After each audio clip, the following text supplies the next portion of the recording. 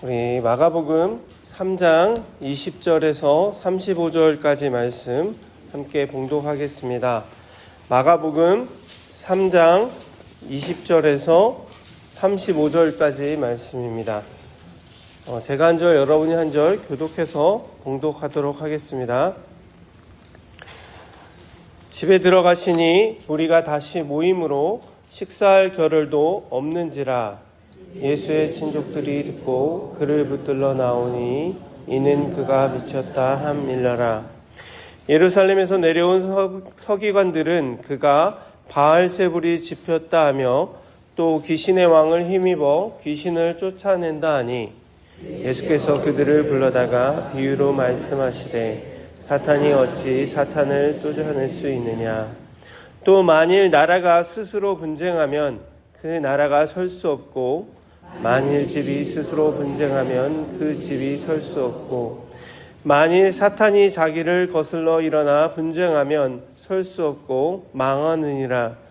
사람이 먼저 강한 자를 결박하지 않고는 그 강한 자의 집에 들어가 세간을 강탈하지 못하리니 결박한 후에야 그 집을 강탈하리라. 내가 진실로 너희에게 이르노니 사람의 모든 죄와 모든 모독하는 일은 사하심을 얻되 누구든지 성령을 모독하는 자는 영원히 사하심을 얻지 못하고 영원한 죄가 되느니라 하시니 이는 그들이 말하기를 더러운 귀신이 들렸다 함이러라. 그때 예수의 어머니와 동생들이 와서 밖에 서서 사람을 보내어 예수를 부르니 무리가 예수를 둘러 앉았다가 여짜오되 보소서 당신의 어머니와 동생들과 누이들이 밖에서 찾나이다. 대답하시되 누가 내 어머니이며 동생들이냐 하시고 둘러 앉은 자들을 보시며 이르시되 내 어머니와 내 동생들을 보라. 누구든지 하나님의 뜻대로 행하는 자가 내 형제요 자매요 어머니니라. 아멘. 비오는 중에도 또 이 새벽에 오신 여러분 다시 한번 진심으로 축복합니다. 오늘은 우리 마가복음의 이제 마지막 단락인 20절에서 35절 말씀을 좀 함께 나누려고 합니다. 오늘 이 본문 말씀을 보면 크게 두 가지 이야기가 나오는데 그 두 가지 이야기가 좀 음식으로 표현하면 마치 좀 샌드위치처럼 이렇게 겹쳐서 그 내용이 나오는 것을 좀 볼 수 있습니다.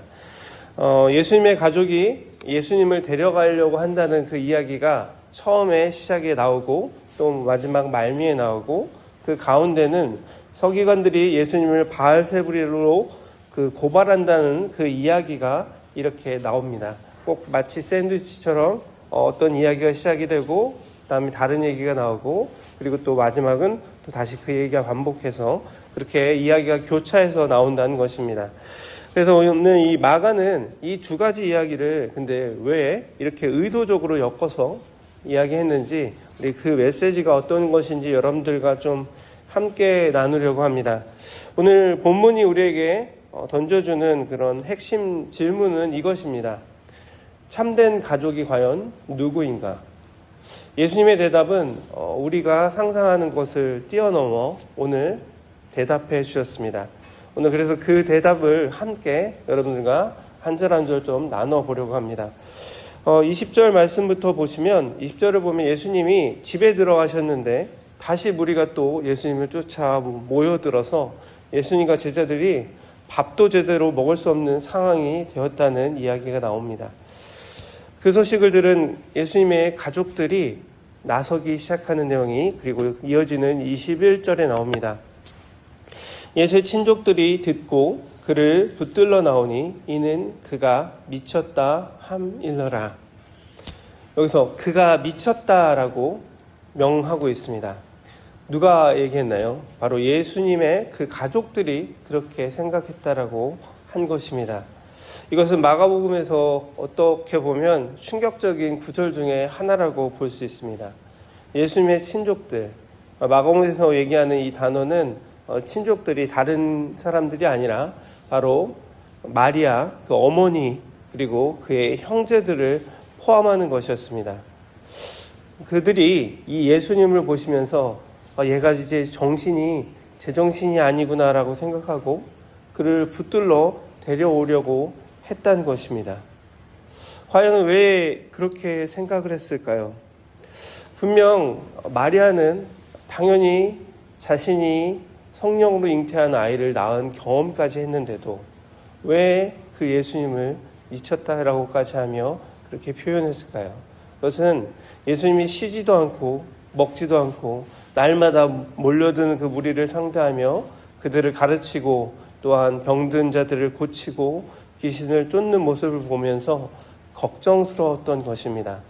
그리고 그의 형제들은 고향인 나사렛에서 보던 그 자신의 그 형과 그 동생의 그 너무 다른 모습 때문에 더군다나 자신들이 보기에 자신들보다 더 훨씬 높이 있는 그런 종교 지도자들이 계속 그를 죽이고자 혹은 그를 괴롭히고자 하는 그런 모습들을 보면서 심히 걱정됐던 것입니다.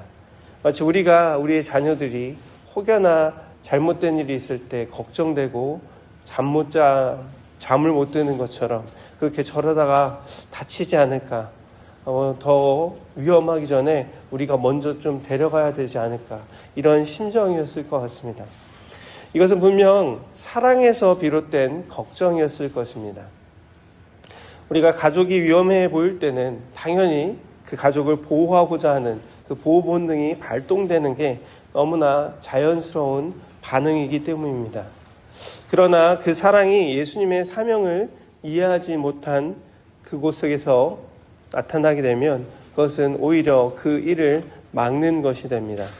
오늘 이 장면은 예수님이 그 하고자 하는 일을 그의 가족들이 이해하지 못하는 그 몰리의 가운데서 벌어지는 일이었습니다. 가장 가까운 사람이 가장 이해하지 못하는 그런 경우, 여러분들도 혹시 살아가면서 경험해 보시지 않았습니까?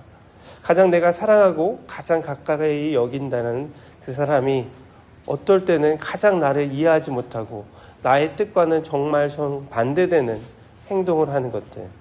오늘 예수님도 그 경험을 하시면서 참 외로우셨을 것 같습니다. 우리의 신앙 여정 속에서도 이런 경험을 우리는 할 수 있습니다. 가족 중에 신앙을 이해하지 못하는 분들이 있을 수 있습니다. 이렇게 새벽 기도에 나오는 것도 참 이상하게 생각하고 반대하거나 혹은 못마땅해 여기는 분들도 있고, 또 헌금한 것을 왜 쓸데없는 데 돈을 쓰느냐, 왜 낭비하느냐라고 지적하는 가족들도 있을 수 있습니다. 예수님도 그러한 자리를 경험하셨다는 것입니다. 우리만 혼자 느끼는 것이 아니라는 것입니다. 예화를 들려고 사실 제가 준비했던 이야기가 있는데, 이 이야기보다 제가 최근에 어떤 권사님 얘기를 들은 얘기를 좀 여러분들 좀 나누려고 합니다. 운전하면서 좀 권사님을 모시고 가는 중에 이런저런 얘기를 하다가 권사님 자녀분은 어떻게 지내시나요? 이렇게 좀 질문한 적이 있습니다. 그런데 지금 아무도 교회를 안 다녀요. 이렇게 얘기를 하시더라고요. 그래서 그래요 했는데, 예전에는 그 아이들이 열심히 다니고 했는데 내 자녀가 좀 저보다 먼저 세상을 떠나게 됐어요. 근데 그것을 보고 나서 어떻게 하나님이 그럴 수 있냐라고 하면서 교회를 안 나오기 시작했어요. 참 제가 마음이 아프고 또 어떻게 얘기해야 될지 모르겠습니다. 기도해 주세요라고 말씀하시는 얘기를 들은 적이 있습니다. 참 우리가 인간적으로 받아들일 때는 참 납득이 되고 그럴 수 있겠구나라고 하는 마음이 있지만, 우리가 예수님을 믿는 우리의 신앙을 가진 우리는 그런 신앙을 바라볼 때도 하나님께서 그 사랑으로 우리를 덮어주시고 우리를 치유해 주실 것이라는 믿음으로 살아갑니다. 그렇지만 그 가족들이 돌아오지 않는 것들을 보면서 어쩔 때는 참 마음속에 좀 무너지기도 하고, 또한 원망 아닌 원망을 그들에게 하기도 하지만 결국엔 우리는 하나님을 바라본다면 우리는 기도하게 될 것입니다. 우리 이렇게 예수님의 가족들을 바라보는 예수님의 모습도 그러하셨을 것입니다. 정말 가야 할 길이 어떤 것인지 그는 알고 있었지만 그의 가족들이 그를 위해서 그 조금의 그 안전을 위해서 그들이 힘쓰는 것을 보며 참 안타까워 여기면서도 또한 그들을 어떻게 할까? 그들을 책망하거나 혼내는 것이 아니라 사랑으로 예수님께서도 기도하셨을 것입니다. 이어지는 22절에서 30절 말씀을 보면 가족들이 예수님을 데려가는 것과 동시에 또한 심각한 공격이 들어온 것을 볼 수 있습니다.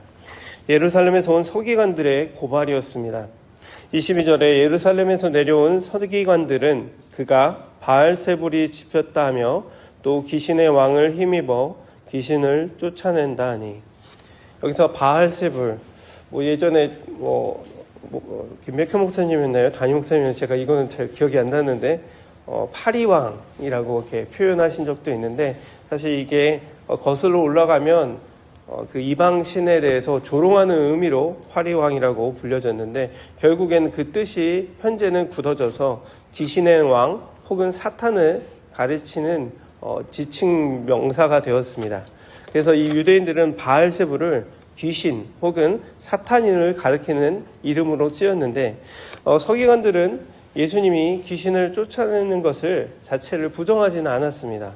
오히려 부정할 수 없었습니다. 왜냐하면 자신이 있는 그 자리에서 귀신들이 쫓겨나는 그런 사실을 직접 목도했고, 또 주변에 그 유대인들도 그것들을 보았기 때문에, 그것은 너무나도 명백한 사실이었기 때문에 그것을 거절할 수는 없었습니다.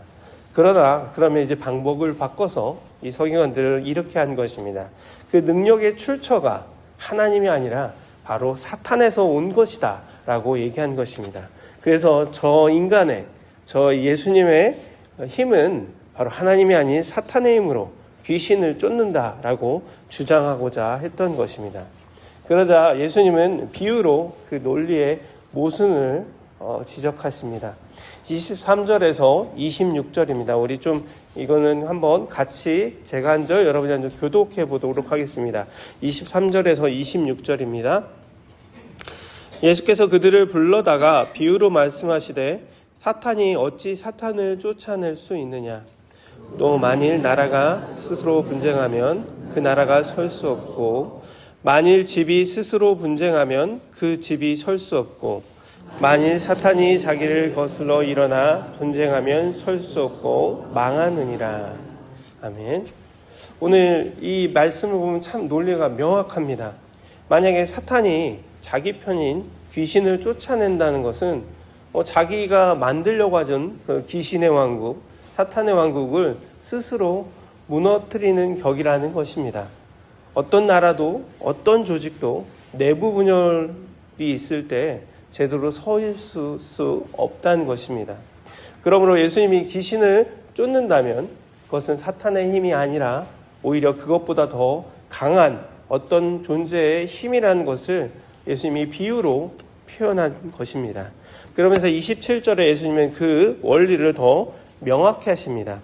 27절에 사람이 먼저 강한 자를 결박하지 않고는 그 강한 자의 집에 들어가 세간을 강탈하지 못하리니 결박한 후에야 그 집을 강탈하리라.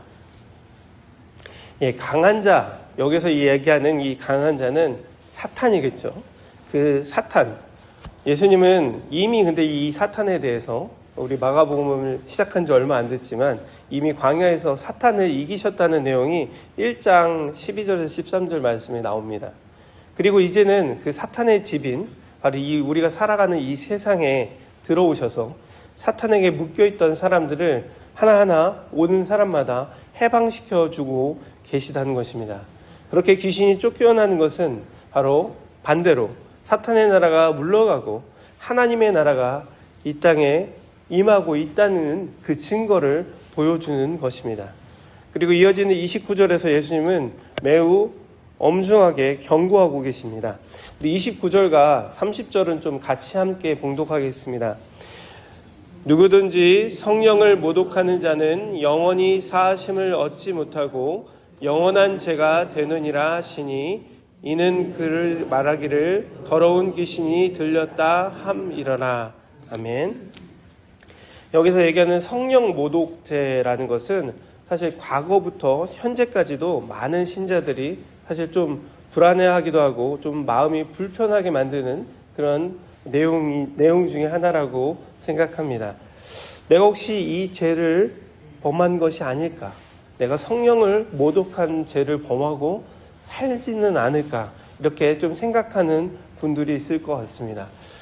제가 늘상 이제는 누군가를 지칭하지 않겠다라고 얘기는 했지만, 그래서 저희 전도팀 에이스팀 팀장님이신 김정희 권사님은 좀 이름을 거론을 하면 칭찬하려는 거니까요.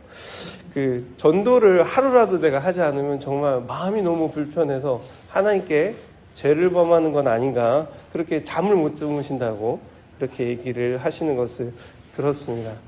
참 그 얘기를 들을 때마다 목사인 저도 참 부끄러워지고 저는 잠을 잘 자는데 참 부끄럽다, 이런 생각을 좀 하게 되는데, 여튼 이 성령 모독죄라는 것은 오늘 이 구절의 맥락을 보면 참 분명해집니다. 서기관들은 성령의 역사를 사탄의 역사로 규정해서 예수님을 비난하고 또한 그를 위협하려고 했습니다.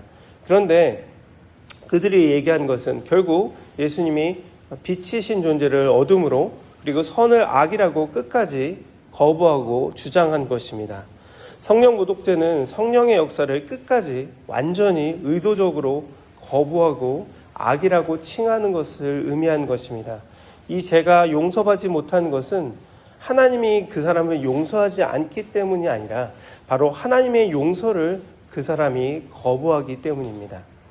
그 죄를 짓는 사람이 용서받을 수 있는 유일한 통로인 성령의 역사를 그가 스스로 거부하기 때문에, 바로 회개를 원하는 사람은 이 죄를 범한 것이 아니라는 것입니다.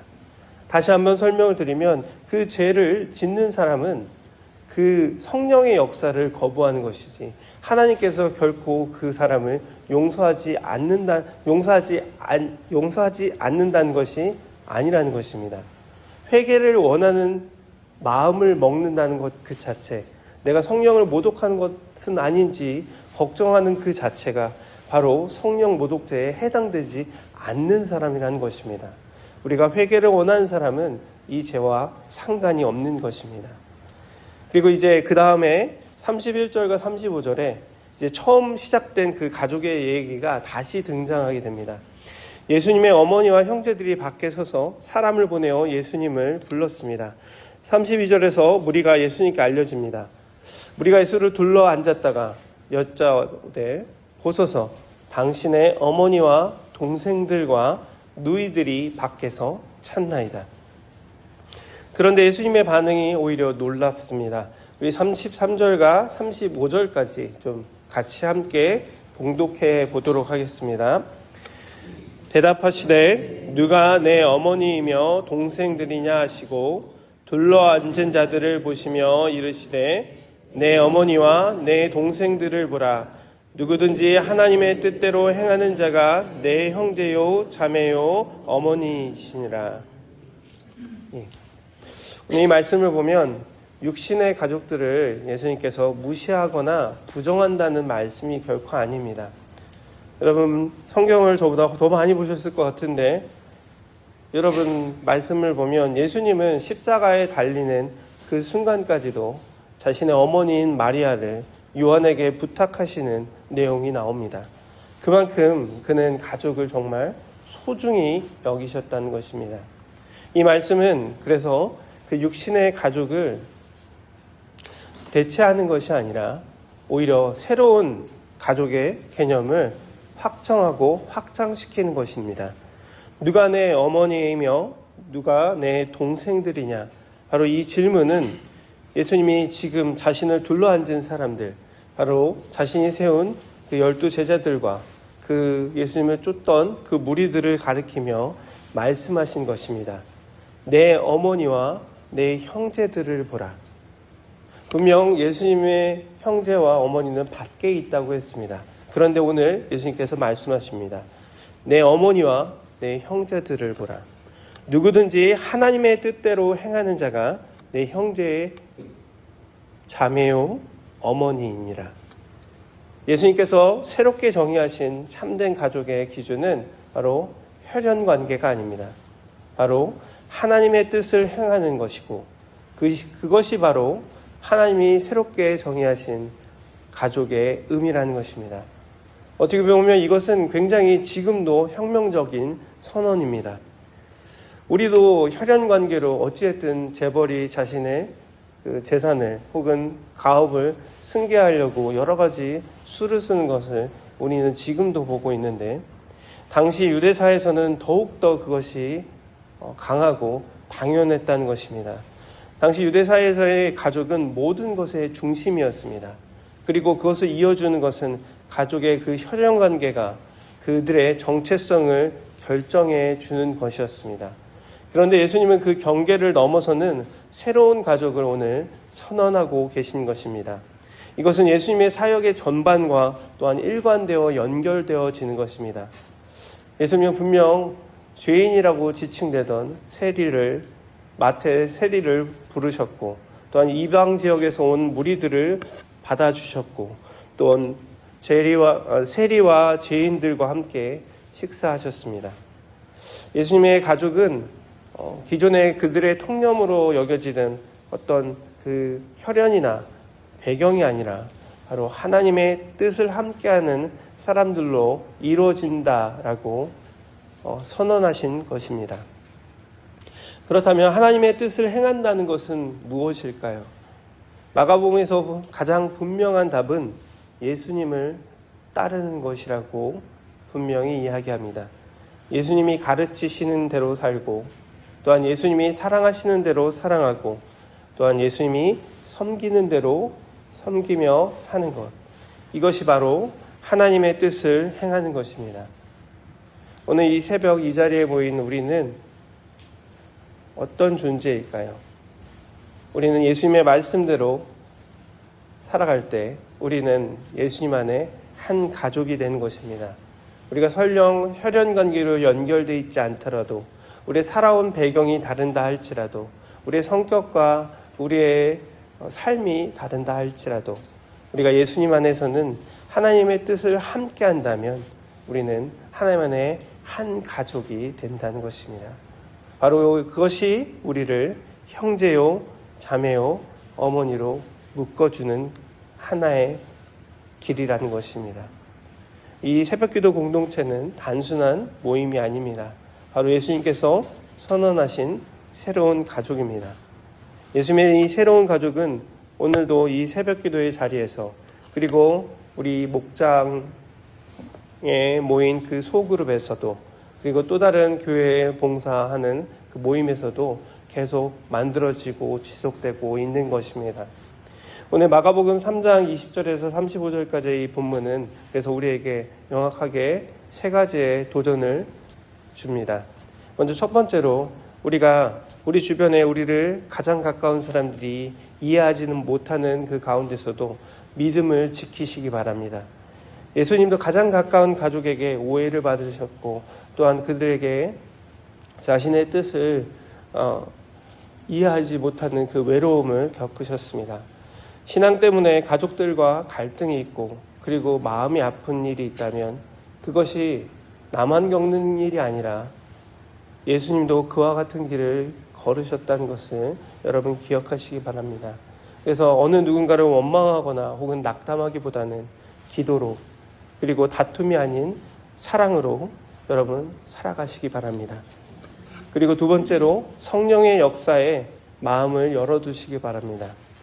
오늘 서기관들이 예수님을 험하고자 얘기했었던 그들의 이야기는 결국 성령의 역사를 오히려 사탄의 역사로 뒤집는 것이 되어버렸습니다. 우리의 삶 속에서 하나님이 일하고 계신데 우리가 설령 그것을 알아보지 못하거나 혹은 거부하고 있지는 않는지 우리 스스로의 삶을 돌아보시고, 오늘 이 새벽에 주님, 오늘 내가 당신이 하고자 하는 일을 보여주십시오. 내가 그 길을 따라가겠습니다 라고 기도를 먼저 하시기 바랍니다. 그리고 마지막 세 번째로, 우리 새벽기도, 그리고 여러분들이 소속되어 있는 이 목장 공동체가 바로 예수님이 허락하신 가족이라는 것을 기억하시기 바랍니다. 하나님의 뜻대로 행하는 자가 내 형제요 자매요 어머니이니라. 오늘 함께 이 새벽 기도에 기도드리는 여러분들이 또 하나님께서 여러분들에게 허락해 주신 또 목장들이 바로 예수님이 선언하신 가족이라는 것입니다. 여러분 그 목원들의 이름을 한 명 한 명 기억하시고 또 여러분 주변에 앉아 계신 이 새벽 기도의 이 성도들 이름들을 한 명 한 명 기억하시고 그들의 기도 제목을 나누고 또한 그들을 돌아보고 그들을 위해서 기도하시기 바랍니다. 그것이 바로 예수님의 가족으로 사는 것입니다. 말씀을 맺겠습니다. 지금까지 마가복음 3장까지 말씀을 계속 천천히 봤는데 마가복음을 시작하면서 우리는 제사함에 대해서 또한 죄인을 부르러 오신 예수님 또한 새로운 시대가 열렸다고 이야기하시고 안식일의 주인이 누구이며 그것이 어떤 의미를 갖고 있는지 또한 제자는 어떻게 살아야 하는지 그리고 참된 가족이 무엇인지 우리 지금까지 이 말씀을 통해서 나누었습니다. 근데 결국 이 모든 이야기가 통하는 한 가지가 있습니다. 바로 예수님은 우리의 생각과 관념을 항상 뛰어넘으셨다는 것입니다. 지금까지 그들이 갖고 있었던 종교적인 경계나 혹은 사회적인 통념들 그리고 혈연 관계를 뛰어넘어 모든 사람을 향해 그 문을 여셨습니다. 그리고 그 문의 이름은 바로 하나님의 나라입니다. 오늘 이 새벽에 우리도 그 문 앞에 서 있을지 모릅니다. 우리가 하나님의 뜻을 행하는 자로 또한 예수님의 새로운 가족으로 그리고 이 은혜를 기억하며 오늘 하루를 또 어떤 누군가를 새로운 하나님의 가족으로 이끌기 위해 그렇게 하나님의 나라로 살아가는 여러분 되시기를 진심으로 축복합니다. 기도하겠습니다.